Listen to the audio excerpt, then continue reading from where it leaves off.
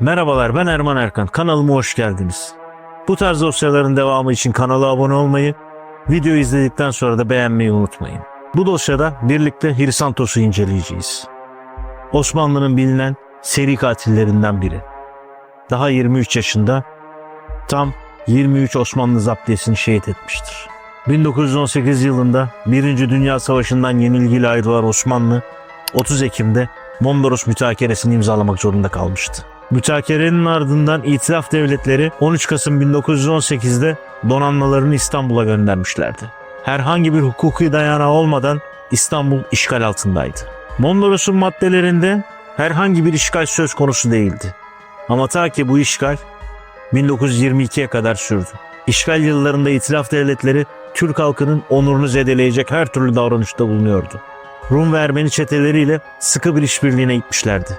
Bu azınlık unsurlarını istihbarat işlerinde kullandılar ve bunlara idari imtiyazlar sağladılar. Müslüman ahaliye karşı da sistematik çifte standart uygulamışlardır. Bu destekten güç alan Rum çeteleri ise Müslüman ahaliye katliama ve yağmaya gitmişlerdi. Dönemin en karanlık figürlerinden biri ise İngiliz istihbaratına çalışan Rum Hrisantos, kurduğu çete ile İstanbul'un üzerine bir kabus gibi çökmüştü. Başta Türk polisi olmak üzere onlarca kişinin kanına girerek şehri tam bir kaosa sürüklemişti.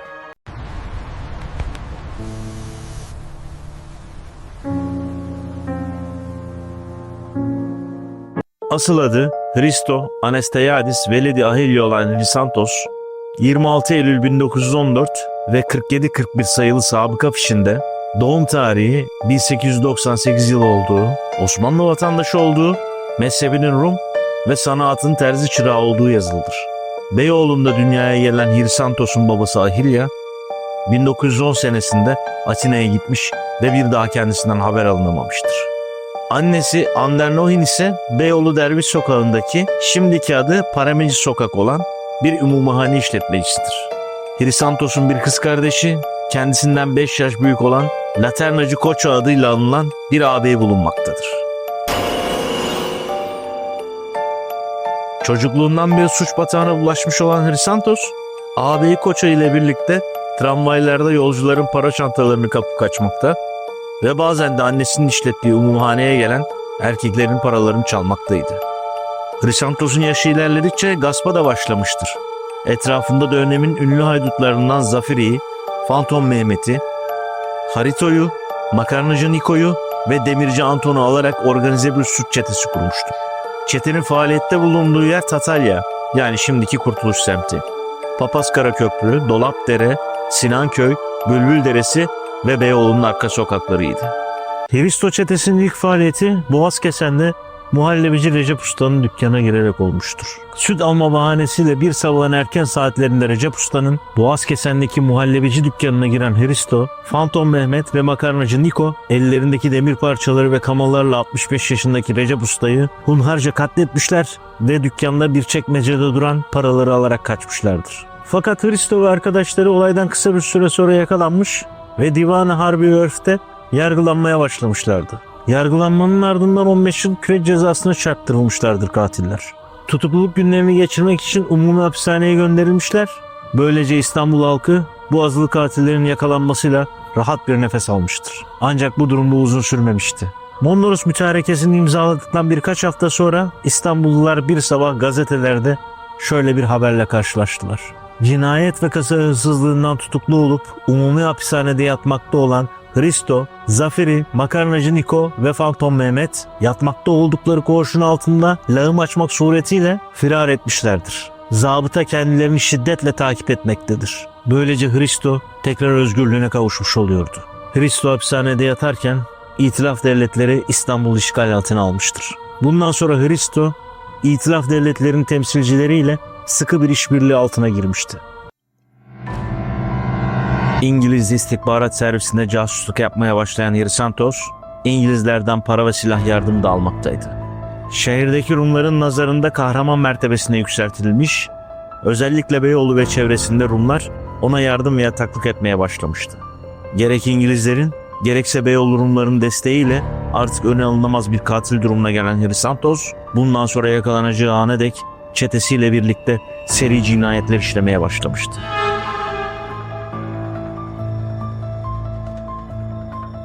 Hrisantos çetesinin şehit ettiği ilk Türk polisi Taksim Polis Merkezi personeli Mehmet Efendi'dir. Mehmet Efendi bir gece görev yaptığı merkeze doğru giderken Hrisantos'un ve arkadaşları tarafından sokak ortasında tecavüze uğramakta olan Madame Despina adlı bir kadının yardımına koşmuş. Fakat olay yerine geldiği sırada Hrisantos ve arkadaşlarının kurşunuyla hemen orada şehit edilmiştir. Bu cinayetin ardından Hrisantos ve diğer çete elemanlarının yakalanması için İstanbul'daki emniyet güçleri tarafından sıkı bir takip harekatı başlamıştı. Bu işte görev alanlardan biri de Fahri Efendi adında bir komiserdi. Fahri Efendi yanına aldığı 3 polis memuruyla birlikte Hrisantos'un peşine düşmüş, ancak yaptığı plan başarısız olunca ansızın karşısına çıkan Hrisantos tarafından şehit edilmişlerdi. Ve çetenin polis cinayetleri daha yeni başlıyordu. Komiser Fahri Efendi'nin öldürülmesinden yaklaşık 3 ay kadar sonra bir gece Hristos ve arkadaşları Beyoğlu'nda Ziba sokağında polis memuru merkezinde görevli komiser muavini Hüsnü Bey ve polis memuru Ali Efendi ile karşılaşmışlar ve bu memurlardan daha çabuk hareket ederek silahlarını almaya muvaffak olmuşlar. Olay duyulduktan sonra Hristos ve arkadaşlarını takip için birçok polis merkezinden gruplar gönderilmiş ve Dolapdere merkezinden gönderilen polis memuru İbrahim Efendi çete üyeleriyle karşılaşmıştı. Hristos takip edildiğini anlayınca tabancasını çekerek ateşlemeye başlamış ve mermilerden biri İbrahim Bey'in kafasına isabet edince polis memuru İbrahim Bey olay yerinde şehit edilmişti. Hristos'un çetesinin polis cinayetleri artık aralıksız bir şekilde devam ediyordu. Soğuk bir kış günü Hristos ve arkadaşları Zafer'i gizlice uyuşturucu içilen kahveden çıkıp Vengile Kilisesi'ne yaklaşırken ileride ayakkabılarını boyatmakta olan polis memuru Abdurrahman Efendi'yi görmüşlerdi. Abdurrahman Efendi'nin de kendilerini takip etmekte olduğunu iyi bilen bu iki haydut ansızın polis memurunun üzerine saldırmışlar ve belindeki tabancasını almak istemişlerdi. Ancak Abdurrahman Efendi'nin de karşı koyması üzerine kendi silahlarını ateşlemişler ve Abdurrahman Efendi'yi oracıkta şehit etmişlerdi. Türk polisi öldürmek çete için artık sıradan bir hadise haline gelmişti. Bir gün Bülbül Deresi'nde devreye gezen polis memurları Cemal ve Hüseyin Efendiler, Acem adlı bir şahsın işlettiği kahvehanede kumar oynatıldığından şüphelenerek kahvehaneye ani bir baskın yapmışlardı. Gerçekten de burada Hristo ile diğer çete elemanları kumar oynatmaktaydılar. İki polis memuru içeri girince derhal silahlarına davranan çete üyeleri polis memuru Cemal Efendi'yi şehit etmişler ve çıkan arbede de yaralanarak kaçmışlardı. Bu son cinayetlerin ardından Hrisantos'un yakalanması İstanbul polisi için vazifeden çok artık bir namus meselesi haline almıştı. Hrisantos'u ölü veya diri olarak yakalamaya and içen İstanbul polislerinden birkaçı Pehlivan lakaplı komiser Mehmet Efendi, memurlardan Hacı Şükrü, Osman ve Beşiktaşlı Rüştü Efendileriydi. Bu 4 kişilik ekip başta Hrisantos olmak üzere diğer çete elemanlarını yakalamak için sıkı bir takip hareketine giriştiler. Yaklaşık 3 hafta süren bir takibin ardından ekip nihayet çete elemanlarıyla Dolapdere'de karşılaşmış, ancak iki taraf arasında yapılan çatışma neticesinde çetenin hiçbir elemanı yakalanmadığı gibi polis memurlarından Osman Efendi de şehit düşmüştü. Arkadaşlarının Hrisantos çetesi tarafından birer birer şehit edilmesi İstanbul polisinin içinde intikam ateşini iyice alevlemişti. Hrisantos ve adamlarının takibine hız verilmişti. Nihayet katillerin bir gece Taksim Çeşme sokağındaki bir evde toplanacaklarını haber alınmış ve Taksim merkezindeki görevli polisler tarafından ev abluk altına alınmıştı. Ancak bu tertibat da netice vermemişti. Hrisantos ve arkadaşları yine yakalanmamış, hatta meydana gelen çatışmada Nuri Efendi de şehit düşmüştü. Bu cinayeti bir gece Galata'da Todiro'nun meyhanesi adlı bir yerde mıntıka devriyesindeyken Mehmet Efendi'nin öldürülmesi de takip etti. Bu cinayetlerin ardından Hristos yakalanamayacak olsa da nihayet çeteye ağır darbeler vurulmaya başlandı. Bu darbelerden ilki Hristos'un sağ kolu durumundaki Zafire'nin 2. Şube Müdürü Muavini Faik Bey tarafından öldürülmesidir. Faik Bey bir süredir izini sürdüğü Zafire'nin Kalyoncuoğlu'ndaki bir muhallebici dükkanına girdiğini haber aldı. Derhal bahsedilen dükkana gitmiş ve katilin karşısına çıkmıştır. Faik Bey burada Zafer'in kimliğini sormuş. Zafer ise karşılığını cebinden çıkardığı tabancayla Faik Bey'e doğru ateş etmiştir. Ancak zaferinin böyle bir girişimde bulacağını önceden tahmin eden Faik Bey ani bir hareketle eğilmiş, fakat yine de kurşun göğsünün sol tarafına isabet etmişti. Yaralanmasına rağmen kendini hemen toparlayan Faik Bey Zaferi'ye 6 el ateş etmiş ve bu kanlı katili öldürmeyi başardı. Daha sonra silah sesini duyarak olay yerine gelen polisler tarafından İngiliz hastanesine kaldırılmıştır.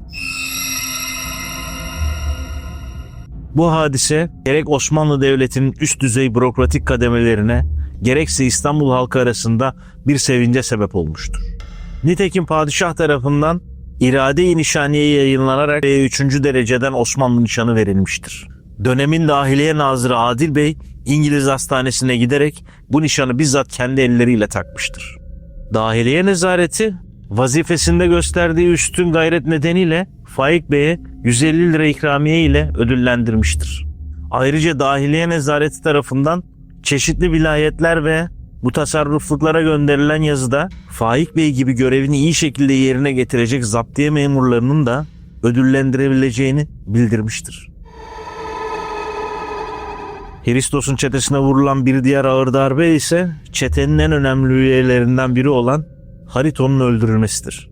Harito, çeteye katılmadan önce Beyoğlu'nda İranlı bir tütüncüyü soymak amacıyla öldürmüştür.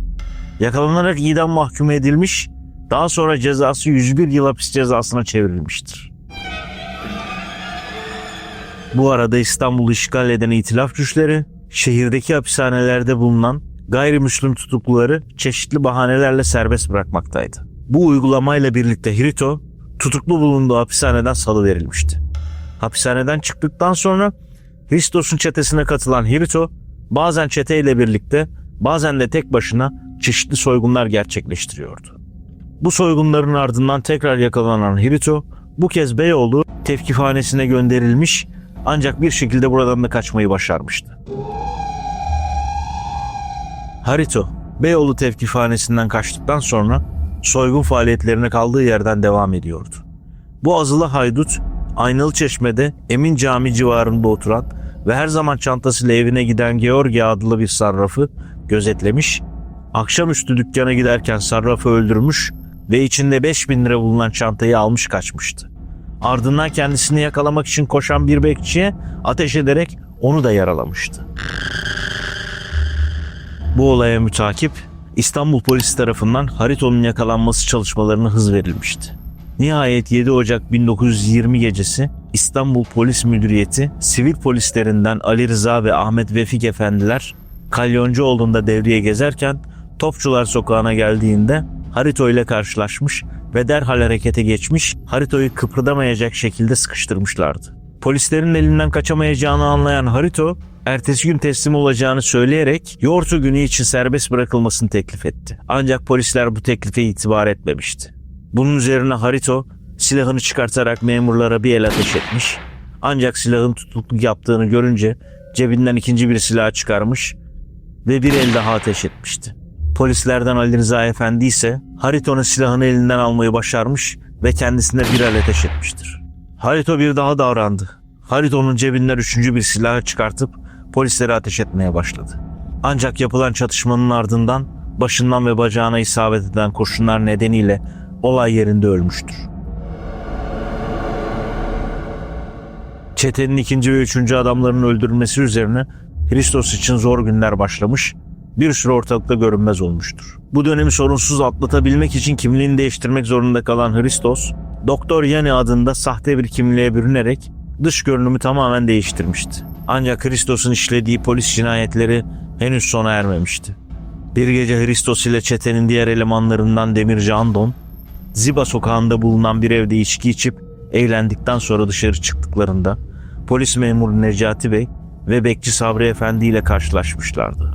Haydutlar kendilerine yöneltilen dur ihtarına karşılık ateş açarak Necati Bey ile Sabri Efendi'nin şehit olmasına neden olmuş, olayın ardından yapılan takiplere rağmen katiller bulunamamıştı. Bu iki görevliyi katletmesinden cesaret alan Hristos, arkadaşlarıyla birlikte eski faaliyetlerine dönerek yeniden soygunculuğa başladılar.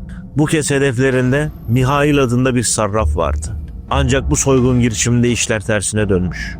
Soygun sırasında Sarraf Mihail'in 2 kardeşi öldürülmüş fakat çete elemanlarından makarnacı Niko yakalanmıştı. Niko'yu yakaladıktan sonra yapılan sorgusunda çetenin elemanları ve faaliyetleri hakkında birçok bilgi İstanbul polisiyle paylaşmıştı. Bu bilgiler doğrultusunda harekete geçen İstanbul Polis Teşkilatı da kısa süre içinde çetenin diğer bir önemli ismi olan Fantoma Mehmet'i Bülbül Deresi'nde saklandığı evde yakaladı.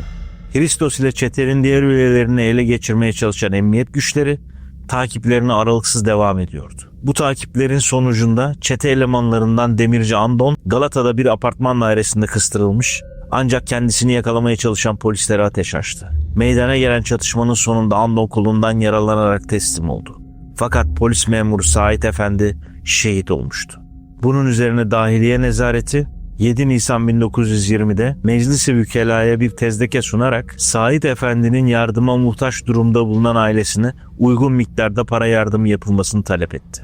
Konu Meclis-i Vükela'nın 3 Mayıs 1920 tarihli oturumunda görüşülmüş, Sait Efendi'nin üstün hizmetleri ve ailesinin yardıma muhtaç durumunda olduğunu dikkate alınarak hazine tarafından aileye 300 lira verilmesi kararlaştırıldı. Hristo'nun ele geçirilmemiş olmasına rağmen çete nihayet çökertilmişti. Hristos da etrafındaki çemberin giderek daraldığının farkındaydı. Artık İstanbul'da barınması ve soygunlarına devam etmesi mümkün değildi. Ayrıca İstanbul'da kaldığı süre içinde yakalanması da an meselesiydi. Tüm bu nedenlerle sevgilisi Eftimya ile birlikte 1920 yılının Mart ayında Yunanistan'a kaçtı. Hristos Yunanistan'a varınca Pire'ye yerleşmiş ve burada bir meyhane işletmeye başlayarak İstanbul'daki yaşamına göre daha sakin bir hayat sürüyordu. Ancak bu durum da uzun sürmedi. Pire'de görev yapan Panayot adlı bir jandarmanın sevgilisi Eftimya'ya aşık olup onu rahatsız etmesi üzerine jandarmayı da öldürdü. Bu olayın ardından eski hayatına dönerek Yunanistan'da kaçak yaşamaya başlayan Hristos, cinayetin ardından Selanik'e gitti. Bu sırada Pire'de yalnız kalan Eftimya ise yabancı olduğu topraklarda tek başına yaşayamayacağını düşünerek İstanbul'a geri döndü. Bu durumu öfkelenen Hristos, Eftimya'yı öldürmek amacıyla Asil Anastasiadis adında düzenlenmiş sahte bir Yunan pasaportu almış ve bir İngiliz nakliye gemisiyle 1920 yılının Eylül ayında yeniden İstanbul'a geldi. Hristos İstanbul'a döndükten sonra kendisi Yunanistan'dayken şöhreti giderek artan ve o dönemde İstanbul polisi tarafından sıkı şekilde takip edilen Nobar adlı Ermeni asıllı haydutla irtibat kurdu. 6 Eylül 1920 gecesi Dolapdere polis merkezinde görevli memurlar Nobar'ın evinin etrafında pusu kurarak kendisini beklemeye başladılar. Nihayet yaklaşık yarım saat sonra 2 kişi evin önüne gelmiş, polislerin dur ihbarına ateş ederek karşılık verdiler. Meydana gelen çatışmanın ardından şüpheliler hızla olay yerinden kaçıp yakalanmadılar.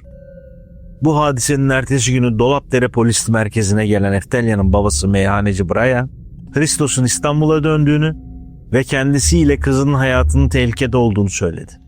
Hristos'un balıkçı Agaton adlı kişinin Tataya Direkçibaşı sokağındaki evinde yaralı olarak kaldığını bildirdi. Yapılan soruşturma sonucunda bir önceki gece yaşanan çatışmanın ardından kaçan şüpheliler Nobar ve Hristos'un olduğu kesinleşmiş, olay sırasında Hristos'un bacağından yaralandığı da anlaşılmıştı. Bunun üzerine Dolapdere Polis Merkezi Komiseri Hasan Tahsin Bey ile Komiser Yardımcısı Muharrem Alkol Efendi balıkçı Agaton ile temas kurdu. Plan şuydu: 7 Eylül 1920'yi 8 Eylül'e bağlayan gece Hristos'un bulunduğu Agaton'un evi önden ve arkadan polisler tarafından kuşatılacaktı. Hristos evin arka tarafında bahçeye bakan zemin katta bir odada yatmaktaydı. Evin bu bölümünde komiser yardımcısı Muharrem ile Cafer Tayyar Efendi tarafından kuşatılacak, 2 görevli odanın penceresine kadar yaklaşacaktı. Bu sırada Agaton eve girerek olağanüstü bir durum yokmuş gibi davranacak, Hristos'un yemeğini ve ilaçlarını verecek, uyumasını tavsiye ederek başında nöbet tutacağını söyleyip silahını alacaktı. Hristos uykuya daldığında Agaton belirlenen parola gereğince 2 kez kuvvetli şekilde öksürecek, hemen odanın penceresinde bekleyen Muharrem ile Cafer Tayyar içeri girecekti. Eğer Hristos evin ön tarafına kaçmaya çalışırsa orada komiser Hasan Tahsin Bey ve diğer polisler tarafından kıstırılacaktı. Evin etrafına alınan tertibat tamamlanmıştı. İşgal altındaki İstanbul üzerine kabus gibi çöken çetenin elebaşı Hristos artık son saatlerini yaşamaktaydı. Bu sırada bir aksilik meydana geldi. Muharrem ve Cafer Tayyar Efendi, Hristos'un bulunduğu odaya yavaşça yaklaşırken farkında olmadan çıkardıkları sesler nedeniyle Hristos uyanmış ve pusuya düşürüldüğünü anlamıştı. Bunun üzerine Agathon'un elindeki silahı alarak pencereden dışarı doğru ateş etmeye başladı. Muharrem ve Cafer Tayyar Efendiler bu ateşe karşılık vermiş, bir süre sonra Hristos'un ateşi kesilince hızlıca pencereden odaya girdiler. Odaya giren Muharrem Efendi yaralı halde yerde kıvranan polis katilinin üzerine atlayarak silahını almaya çalışmış, ancak Hristos son bir hamleyle tekrar ateş ederek Cafer Tayyar Efendi'yi karnından yaraladı. Buna rağmen Cafer Tayyar Efendi yeniden doğrulmuş ve şarjördeki tüm mermileri yerde yaralı yatan Hristos'un üzerine boşalttı. Azılı haydut bu kurşunlarla son nefesini verdi. Onca masum insanın ve şehit düşen polislerin intikamını bu şekilde almıştı. Hristos'un cesedi önce Dolapdere Polis Merkezi'ne götürüldü. Buradan Sinanköy Kilisesi papazlarına teslim edildi. Hristos, Papaz Köprü, Tatalya, Dolapdere ve Pangaltı Rumlarının katıldığı bir törenle Sinanköy Kilisesi yakınlarında bir mezarlığa gömüldü. Hristos'un öldürülmesi gibi önemli bir görevde katkısı bulunan Muharrem, Cafer Tayyar Efendiler ve Hasan Tahsin Bey 5. rütbeden Mecidi'nin nişanı ve 100 lira ikramiye verildi. Muharrem Efendi komiserliğe, Cafer Tayyar Efendi ise komiser yardımcılığına terfi ettirildi. Agathon da Hristos'un yakalanmasında emniyet güçlerine yardım ettiğini belirterek devletten nakdi müfakat talebinde bulundu.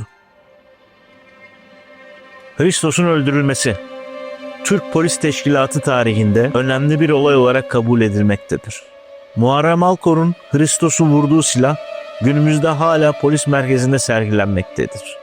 İşgal yıllarında İstanbul'u kana bulayan Hristos'un hayatı, daha sonra yazılan çeşitli romanların yanı sıra Türk sinemasında İstanbul Kana Ağlarken ve 3 Namus Bekçisi adlı yapımlara konu olmuştur. Bu tarihi bir gerçek. Çöken bir devletin enkazında, pusu kuran çetelerin ve merhametsiz katillerin karanlığında bir milletin varlık ve yokluk savaşıydı. İhanetin ve korkunun kol gezdiği o zifiri karanlıkta tarihin akışını değiştiren dahi bir lider Mustafa Kemal Atatürk sahneye çıktı. O sadece bir komutan değil, esaret zincirini parçalayan sarsılmaz bir irade. Bir milletin sönmeye yüz tutmuş, umudunu yeniden tutuşturan eşsiz bir güneş.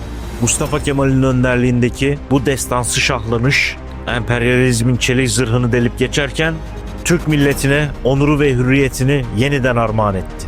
Onun eşsiz dehasında kazanılan bu zafer, bir ulusun kendi kaderini kanıyla ve imanıyla baştan yazdığı ebedi bir bağımsızlık mührüdür. Ulu önderimiz Mustafa Kemal Atatürk'ü saygıyla anıyoruz. Eğer bu tür suç dosyaları ve gerçek hikayeleri ilginizi çekiyorsa videoyu beğenerek kanala abone olarak bana destek olabilirsiniz. Hemen yanındaki videoda henüz çözülmemiş bir başka dosyayı incelemeye devam ediyoruz. Orada görüşmek üzere. Şimdilik hoşça kalın. Güvende kalın.